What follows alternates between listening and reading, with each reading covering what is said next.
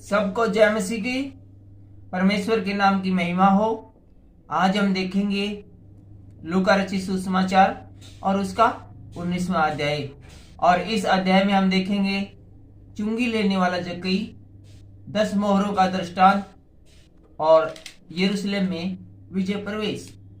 और इसके साथ साथ हम देखेंगे यरूशलेम के लिए विलाप और मंदिर से व्यापारियों का निकाला जाना। लेकिन उससे पहले आज के वचनों के लिए हमारे लिए प्रार्थना करेंगे पास्टर सैमुअल कुट्टी जी, जो कि हमारे हिसार कलीसिया के सीनियर पास्टर हैं। आइए पास्टर जी, आज के वचन के लिए प्रार्थना कीजिए। सर्वशक्तिमान दयालु अनुग्रहकारी परमेश्वर, हम आपको धन्यवाद करते हैं, स्तुति करते हैं सुंदर समय के लिए। प्रभु जी, आपके चरणों पर बैठकर प्रार्थना करने के लिए प्रभु ने मौका दिया। हमारे भाई रमेश के लिए धन्यवाद करते हैं प्रभु जी। परमेश्वर के वचन से सुनाने जा रहे प्रभु जी, उनके साथ रहना प्रभु जी। इस वचन का सेवा के द्वारा प्रभु जी सुनने वाला सब लोग आशीष पाने के लिए प्रभु मदद करे, सहायता करे प्रभु जी। इस मीडिया के द्वारा प्रभु जी आपके वचन लोगों के पास पहुंचाने के लिए प्रभु अपने भाई को प्रभु, अपने दास को प्रभु मदद करे, सहायता करे प्रभु जी।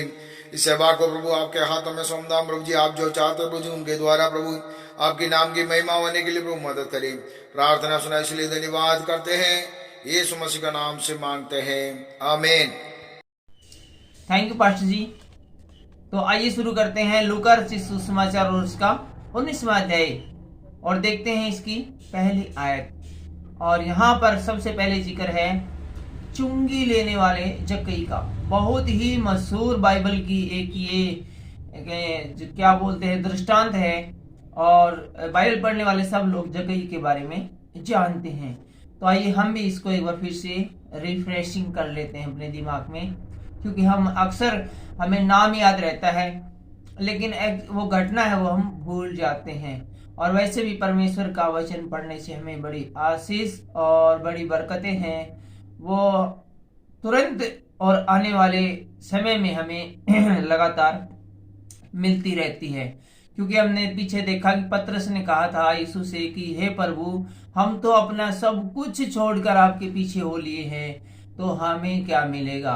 तो यीशु मसीह ने कहा कि ऐसा कोई नहीं इस दुनिया में जिसने मेरे लिए या वचन के लिए किसी भी चीज को छोड़ दिया हो, माँ बाप, भाई बहन, यार दोस्त, अपनी जन्मभूमि को या फिर और भी किसी प्रिय वस्तु को छोड़ दिया हो, तो ऐसा हो नहीं सकता कि उसे इस जन्म में कई गुना और उन्नत जीवन के अंदर बहुत ज्यादा मिले। और ये बात है परमेश्वर यीशु मसीह ने स्वयं कही है, और परमेश्वर को झूठ बोलने की आवश्यकता नहीं होती। यहाँ तक कि दोस्तों एक कोई इंसान होता है जो कि अपने कार्य समय पर पूरे करता है, उसको भी झूठ बोलने की जरूरत नहीं होती।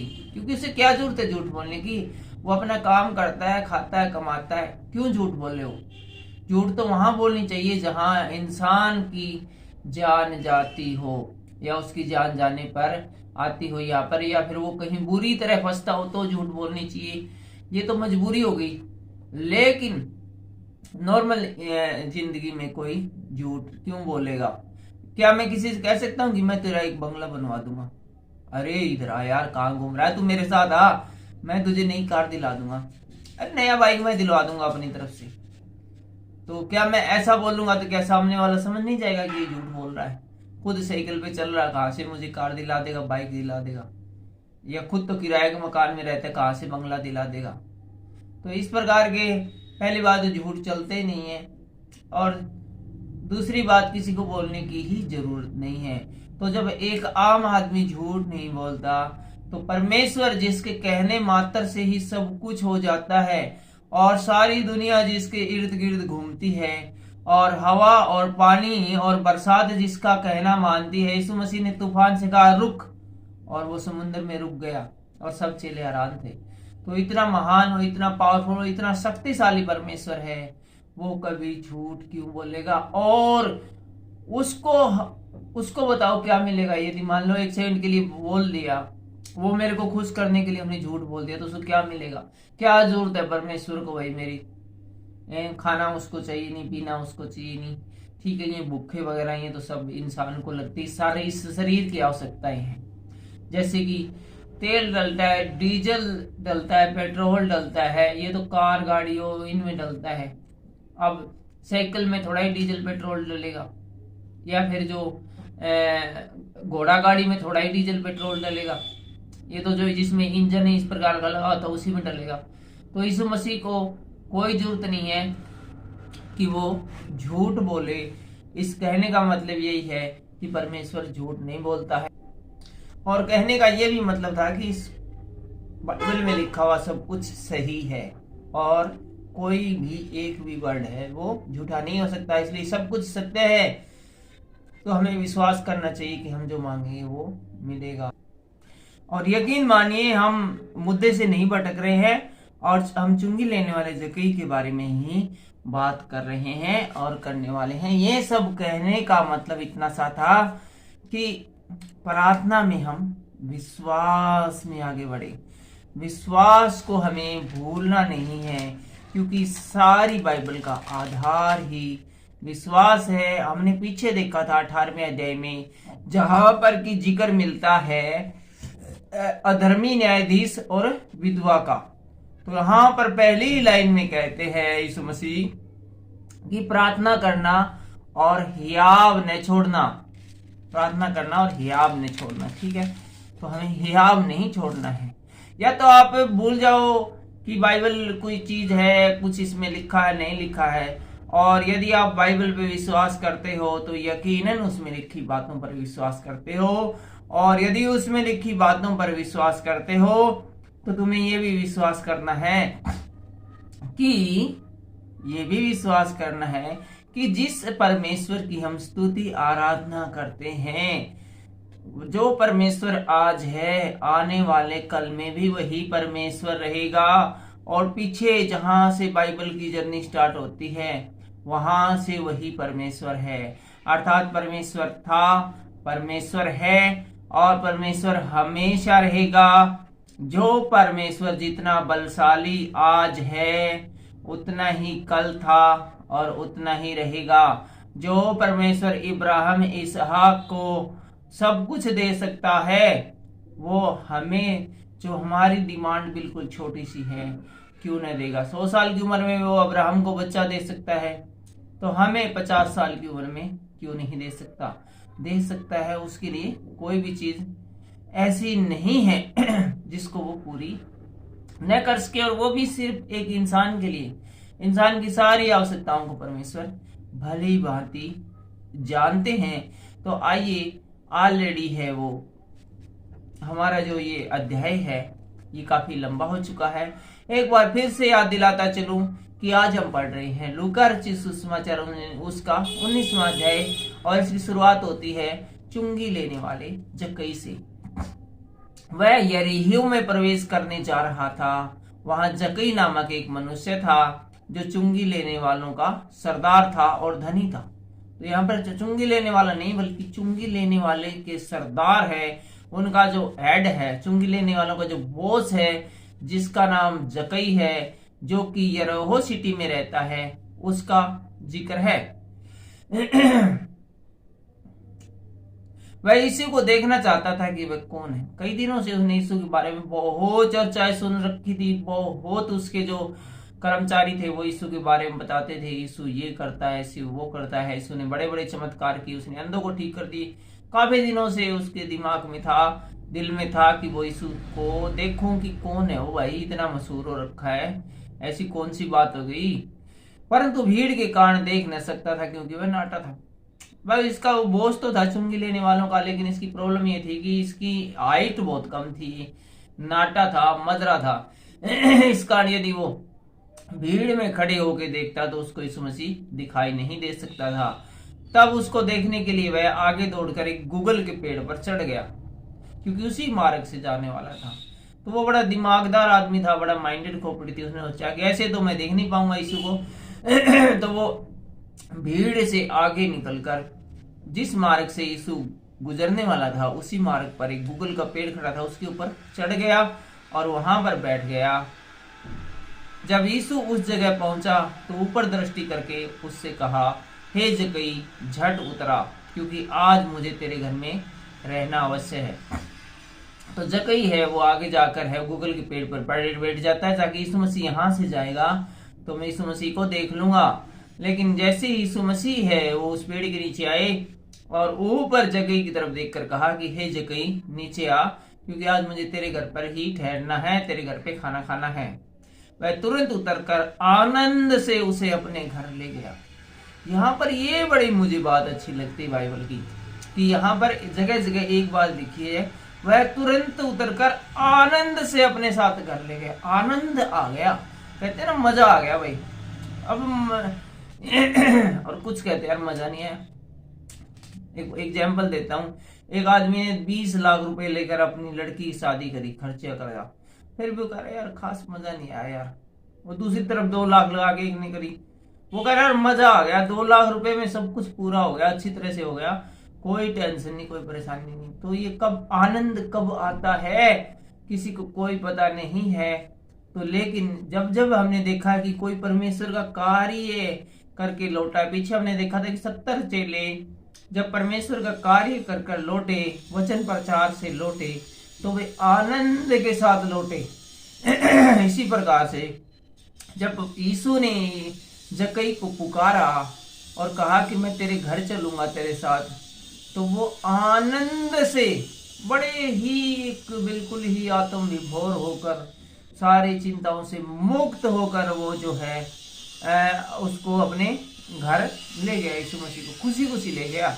ये नहीं सोचा यार वो तो मैं तो सिर्फ देखना चाहूँगा यार, मैं तो घर साल पड़ा है, फिर क्या होगा यार, ये तो पंगे हो गए, मेरे तो सारे काम में डिस्टर्ब हो गए। तो ऐसा नहीं था, बल्कि बड़े आनंद के साथ वो लेकर गया है। यह देखकर सब लोग कुड़कुड़ाने लगे और कहने लगे वह तो पापी मनुष्य के यहाँ जा उतरा है। ये दुनिया की एक बड़ी प्रॉब्लम है, किसी से बात करो और करो तो वो उसको फिर नफरत करने लगते, उसको मानते नहीं। मान ली एक अमीर आदमी है किसी गरीब आदमी से मिलने चला जाए, उसके घर चला जाए, या फिर किसी नशे पते करने वाले के पास चला जाए, तो लोग उसके बारे में बड़ा कहते हैं तो इससे मिलता है, ये तो गलत है, ये तो दारू पीता है, ये तो शराबी है, ये तो अत्याचारी है। यानी जज बन जाते हैं, लोगों में जज बनने की बड़ी जल्दी रहती है और ऐसा कहने के द्वारा वो अपने आप को धर्मी ठहराते हैं। हमें किसी की बुराई करने का कोई अधिकार नहीं है। एक एक मनुष्य को परमेश्वर ने बड़ी सोच समझकर बनाया है और एक विशेष कार्य के लिए बनाया है। जिसको परमेश्वर ने बनाया है, जिसको परमेश्वर संभालता है, उसके बारे में हमें टिप्पणी करने का क्या अधिकार है, क्योंकि हमें खुद परमेश्वर संभालता है। तो हमें थोड़ा सा अपने जुबान के ऊपर कंट्रोल करने की जरूरत है। हमें कोई आवश्यकता नहीं किसी के बारे में किसी प्रकार की नेगेटिव टिप्पणी करने की। जकई ने खड़े होकर प्रभु से कहा, हे प्रभु, देख मैं अपनी आधी संपत्ति कंगालों को देता हूँ, और यदि किसी का कुछ भी अन्याय करके ले लिया है तो उसे 4 गुना पेश कर दूंगा। तो जैसे ही परमेश्वर की महिमा जकई पर ऊपर आती है तो उसका मन है वो खुल जाता है और उसका बुरा मन, बुरा दिमाग है वो उससे छोड़कर भाग जाता है। और वो कहता है कि जितनी मैंने संपत्ति कमाई है उसकी आधी मैं गरीबों को दे दूंगा, और किसी को लगता है कि मैंने उसके साथ अन्याय किया है तो वो मेरे पास आए और मुझे बताए, मैं उसका 4 गुना भर दूंगा। अर्थात किसी से मैंने अन्याय करके 1 लाख ले लिया है तो मैं उसको 4 गुना देने के लिए बिल्कुल तैयार हूं। तब यीशु ने उससे कहा, आज इस घर पर उद्धार आया है, इसलिए कि यह भी अब्राहम का एक पुत्र है। ध्यान दोस्तों, बार बार कुछ लोग कहते हैं कि हम अब्राहम की संतान है, अब्राहम की संतान है। तो यीशु मसीह कहते हैं कि ये जकई है, ये भी एक अब्राहम की संतान है, ये कोई गैर नहीं है, ये भी अपना ही बंदा है, क्योंकि इसे अपने पापों को मान लिया है, अपने अपराधों को स्वीकार कर लिया है, क्योंकि मनुष्य का पुत्र खोए हुए को ढूंढने और उनका उद्धार करने आया है। क्योंकि मनुष्य का पुत्र खोए हुए को ढूंढने और उनका उद्धार करने के लिए आया है। और आगे हम आ गए हैं 11वीं आयत में, तो जल्दी जल्दी पढ़ते हैं क्योंकि वीडियो पहले से ही काफी बड़ा हो गया है। 10 मोहरों का दृष्टांत आगे हम देखते हैं। जब वे ये बातें सुन रहे थे तो उसने एक दृष्टांत कहा। यहाँ पर क्या सीन है कि यीशु मसीह है वो चुंगी लेने वाले के घर में है, जक्कई के घर में है, और ये सब बातें चल रही थी। तो एक नई बात और यहाँ पर यीशु मसीह बताते हैं और क्या बताते हैं, जल्दी से पढ़ते हैं। इसलिए कि वह यरूशलेम के निकट था और वे समझते थे कि परमेश्वर का राज्य अभी प्रकट होने वाला है। अतः उसने कहा, अर्थात यीशु मसीह ने कहा, एक धनी मनुष्य दूर देश को चला ताकि राजपद पाकर लौटे। एक धनी मनुष्य था, वो अपना सब कुछ छोड़ के एक बार है वो विदेश में चला जाता है, यूके यूरोप में चला जाता है। उसने अपने दासों में से 10 को बुलाकर उन्हें 10 मोहरें दी और उनसे कहा, मेरे लौटने तक लेन देन करना। तो यहाँ पर अपने एक कर्मचारी को बुला के कहता है 10 लाख रुपए देकर, भाई 10 लाख रुपए ले ले और इनसे तू रख ले, और जब मैं आऊं तब मुझे लौटा देना और इनसे लेन देन करना। परंतु उसके नगर के रहने वाले उससे बैर रखते थे और उसके पीछे दूतों के द्वारा कहला भेजा, हम नहीं चाहते थे कि यह हम पर राज्य करे। जब वह राजपद पाकर लौटा तो ऐसा हुआ कि उसने अपने दासों को, जिन्हें रोकड़ दी थी, अपने पास बुलाया ताकि मालूम करे कि उन्होंने लेन देन से क्या क्या कमाया। तब पहले ने आकर कहा, हे स्वामी, तेरी मोहर से 10 और मोहरें कमाई है। उसने उनसे कहा, धन्य है उत्तम दास, और तू बहुत ही थोड़े में विश्वास के योग्य निकला, अब 10 नगरों का राज्य अधिकार तुझे दिया जाता है। तो जब वापिस आता है स्वामी तो पूछता है, भाई 10 लाख रुपए दे के गए थे, क्या किया तूने? वो बोला, जी 10 लाख दे, मैंने तो लेन देन कर करके ना और आपके 10 लाख के 20 लाख कर दिए। तो वो मालिक, वो स्वामी बड़ा खुश हो गया, भाई बहुत बढ़िया, भाई कहे तो और भी विश्वास के योग्य है तने, तो और भी मैं आगे दिया करूंगा, बल्कि 10 नगरों का अधिकारी है वो बनाऊंगा, 10 जिलों का लगा लो, जिला 10 बनाऊंगा, इस प्रकार से लगा लो। दूसरे ने अगर कहा, है स्वामी, तेरी मोहर से 5 और मोहरें मंगाई। जिसको 5 मोहरें देके गया था, भाई वो बोला, भाई मैंने तो जी आपने 5 लाख देके गए थे, 5 लाख के डबल करा दिए, 10 लाख हो गए। उसने उससे भी कहा, तू भी 5 नगरों पर हाकिम हो जा, और 5 जो शहर थे उनका उसने एसपी बना दिया, डीएसपी बना दिया। तीसरे ने आकर कहा, है स्वामी, देख तेरी मोहर यह है जिसे मैंने अंगूठे में बांध रखा था। तीसरा बोला, जी देखो स्वामी जी, आप जो 1 लाख रुपए दे गए थे ना, देखो मैंने तिजोरी में धर रखे हैं, ठीक है, और मैंने बड़े ही संभाल के रखे, क्योंकि मैं तुझसे डरता था, इसलिए कि तू कठोर मनुष्य है। और मालिक जी, मैं तुझसे बहुत डरता था और बहुत कठोर मनुष्य है, हालांकि मैं है नशे पते करनी आदमी हूँ और मैं रुपये को फटाफट उड़ा देता हूँ, लेकिन मैंने उड़ाए नहीं, एक रुपये भी खर्च नहीं करा, मैंने मेरा दादी खर्च कर दी, तो तुम्हारा कहा कि नहीं, जो तूने नहीं रखा उसे उठा लेता है। और मैं जानता था कि तू जहां पर तूने नहीं रखा ना वहां पर भी उठा लेता है, और जो तूने नहीं बोया उसे भी काटता है। और ऐसा आदमी है तो बाबूजी कि यदि खेत में फसल न बोए ना तो भी खेत ने जाके कह देगा 6 महीने बाद लिया फसल लिया, जबकि फसल तेने बोया। इतना कठोर मनुष्य है तू। तो उसके मालिक ने उसे कहा, हे दुष्ट दास, मैं तेरे ही मुंह से तुझे पापी ठहराता हूँ। तू मुझे जानता था कि कठोर मनुष्य हूँ, जो मैंने नहीं रखा उसे उठा लेता हूँ और जो मैंने नहीं बोया उसे काटता हूँ। तो तूने मेरे रुपए सराफों के पास क्यों नहीं रख दिए कि मैं आकर ब्यास में ले लेता? वो बोला, अरे मूर्ख आदमी, तेने मेरा मैं कितना खतरनाक आदमी हूँ, मैं डोन हूँ, सारे मेरे से डर रहे हैं। तो नालायक, डरने के मेरे रुपए किसी ने ब्याज पे दे देता, तू मेरे रुपये किसी ब्याज में देता, किसी की मत्थी की रुपये खा जाता, सारे डर रहे हैं, आंधे ब्याज में तो वापिस दे देंगे। और जो लोग निकट खड़े थे उसने उनसे कहा, वह मोहर उससे ले लो और जिसके पास 10 मोहरें उसे दे दो। बोला, भाई वो नाड़ी आदमी है, इसके व्यापार बिजनेस करने की कोई वो दिमाग को नहीं इसमें हो, ठीक है। तो इससे 1 लाख रुपये लेके ना आज जिस दौर 10 लाख दे रखे ना आप उसने दे दो, जो 10 ने संभाला वही कौन ने संभाल लेगा, वही ठीक से बिजनेस कर सकेगा। यो तो डांगर पशु चराने के लायक है, खेती करने के लायक है, ये को नहीं बिजनेसमैन बने। उन्होंने उससे कहा, हे स्वामी, उसके पास 10 मोहरें है। तो वो बोले, जी अकाउंटेंट बोले, जी 10 तो पहले है उसके पास, उसने क्यों दो? तो यीशु मसीह कहता है, मैं तुमसे कहता हूँ जिसके पास है उसे दिया जाएगा, यीशु मसीह यहाँ पर बताते हैं जिसके पास है उसे दिया जाएगा और जिसके पास नहीं है उससे वह भी जो उसके पास है ले लिया जाएगा। तो यहाँ पर यीशु मसीह बताते हैं जिसके पास नहीं है उससे वो भी ले लिया जाएगा जो कि उसके पास है। कहने का क्या मतलब है कि जो वचन से प्यार करते हैं उन्हें और भी वचन दिया जाएगा, उन्हें और भी परमेश्वर के भेद समझाए जाएंगे, उन्हें और भी आशीष और बरकतें दी जाएगी, उन्हें और भी मसीहत में आगे बढ़ने का मौका दिया जाएगा।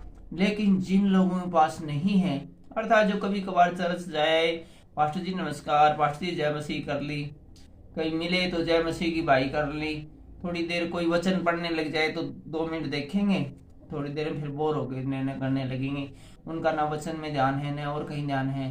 तो ऐसे मनुष्य को जब परमेश्वर बार बार देखता है तो उनको आगे वचन में बढ़ने से उनको डिस्क्वालीफाई भी कर सकता है और देखेगा इनको यार कुछ करना कराना तो है नहीं, बिना काम जाके शोर और मचाओगे चर्च में, चलो इनका कनेक्शन ही काट देते हैं। इससे तो अच्छा है कि इनकी जगह चर्च में कोई दूसरे आदमी आए।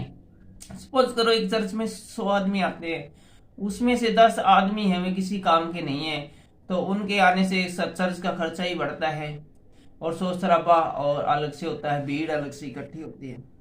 जब ऐसे आदमी जो निरंतर यदि ध्यान न दें परमेश्वर की बातों पर, वचनों पर, तो क्या कभी किसी पल परमेश्वर या फिर चर्च के जो पादरी है वो ये नहीं सोच सकते कि यदि ये 10 आदमी है इनको यदि हम निकाल ले, तो यदि 10 नए बंदों को हम लेकर आए तो हो सकता है वो इनसे अच्छा प्रदर्शन करे, परमेश्वर के वचनों पर चाले और नरक में जाने से बचें और हमारी चर्च का माहौल भी ठीक हो, क्योंकि ये 10 तो माहौल खराब भी कर रहे हैं। तो इसी प्रकार यीशु मसीह कहते हैं जिसके पास है उसे दिया जाएगा और जिसके पास नहीं है उसे वो भी जो उसके पास है ले लिया जाएगा। 27वें आयत में हम देखते हैं, परंतु मेरे उन बैरियों को जो नहीं चाहते थे कि मैं उन पर राज्य करूं, उनको यहाँ लाकर मेरे सामने घात करो। चलो आगे बढ़ते हैं और 28वीं आयत से देखते हैं यरूशलेम में विजय प्रवेश। ये बातें कहकर वह यरूशलेम की ओर आगे चला गया। जक्कई के घर से निकलकर और ये सारी बातें जक्कई के घर में हुई और यीशु मसीह है वो आगे यरूशलेम की तरफ है वो चलने लगता है। जब वह जैतून नामक पहाड़ पर बेतकब्बे और बेतनिया के पास पहुंचा तो उसने अपने चेलों में से 2 को यह कहकर भेजा। फिर उसके बाद वो वही जैतून नामक पहाड़ है वो पर के पास पहुंचा था और तो उसने अपने 2 चेलों को बुलाकर उनको यह कह के भेजा, सामने के गांव में जाओ और उसमें पहुंचते ही एक गधी का बच्चा जिस पर कभी कोई सवार नहीं हुआ बंधा हुआ मिलेगा, उसे खोल कर ले आओ। यीशु मसीह ने अपने 2 चेलों को बुलाकर कहा भी जल्दी से आओ और सामने के गांव है वहां पर एक गधी का बच्चा हुआ तुम्हें बंधा हुआ मिलेगा, उसको जल्दी से खोल के मेरे पास ले आओ। यदि कोई तुमसे पूछे कि क्यों खोलते हो तो यह कह देना कि प्रभु को इसका प्रयोजन था। और कोई भी तुमसे कोई कुछ नहीं कहेगा, फिर भी कोई पूछे ना तो बता देना कि यीशु मसीह को भाई इसकी जरूरत है और उसे न मंगाया है। और 32वें आयत में हम देखते हैं जो भेजे गए थे उन्होंने जाकर जैतून जैसा उसने उनसे कहा था वैसे ही पाया, और बिल्कुल जैसा यीशु मसीह ने कहा था उन्होंने बिल्कुल वैसा के वैसा पाया। पास के गांव में गए तो बिल्कुल ऐसे ही गधी का बच्चा बंधा हुआ था। जब एक गधे के बच्चे को खोल रहे थे तो उसके मालिकों ने उससे पूछा इस बच्चे को क्यों खोलते हो, तो वो बच्चे को खोलने लगे तो मालिक आए बोले क्यों खोलने लगे रोजना है, तो ये चेलों ने कहा प्रभु को इसका प्रयोजन है। तो बोले यीशु मसीह ने मंगाया है उसको, यीशु मसीह को इसकी जरूरत है। वे उसको यीशु के पास ले आए और अपने कपड़े उस पर डालकर यीशु को उस पर बैठा दिया। यीशु मसीह के पास ले आए और उनके पास जो मलमल के या बढ़िया बढ़िया कपड़े थे वो गधी के बच्चे के ऊपर बिछाए और उसके ऊपर यीशु मसीह को बिठा दिया। जब वह जा रहा था तो वो अपने कपड़े मार के बिछाते चले गए। और वहां से जब यीशु मसीह आगे बढ़े तो उसके जितने चेले थे और जितनी भीड़ थी सबके सबने अपने अपने कपड़े अच्छे कपड़े हैं वो मार्ग में उसके आगे आगे बिछाते चलते गए और पीछे पीछे यीशु मसीह है वो गधी के बच्चे के ऊपर बैठकर चलता गया। निकट आते हुए जब वह जैतून पहाड़ की ढलान पर पहुंचा तो चेलों की सारी मंडली उन सब सामर्थ्य के काम जो उन्होंने देखे थे